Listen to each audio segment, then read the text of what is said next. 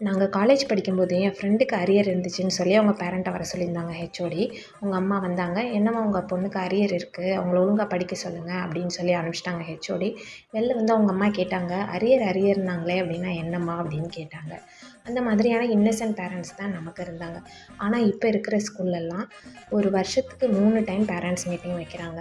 நான் படிக்கும்போதெல்லாம் 10த், 12த் parents மீட்டிங்க்கே parents வரமாட்டாங்க. நாங்கலாம் வெளில தான் நிப்போம். அந்த அளவுக்கு நம்ம அப்போ அவ்வளோ இம்பார்ட்டன்ஸ் கிடையாது. ஆனா இப்போ ஒரு சின்ன கிளாஸு ஒரு 3 வயசு குழந்தைக்கு ஒரு வருஷத்துக்கு 3 டைம் பேரண்ட்ஸ் மீட்டிங்க்கு போ வேண்டியிருக்கு. அது இல்லாம வாரத்துக்கு ஒரு கிராஃப்ட் ஒர்க் பண்ண வேண்டியிருக்கு. நம்ம படிக்கும்போது நம்ம படிச்சோமோ இல்லையோ, ஆனா நம்மளோட பிள்ளைங்க ஸ்கூலுக்கு போம்போது நம்ம கண்டிப்பா படிச்சிருக்க வேண்டியிருக்கு. இல்லன்னா ரொம்ப கஷ்டமாயிரும்.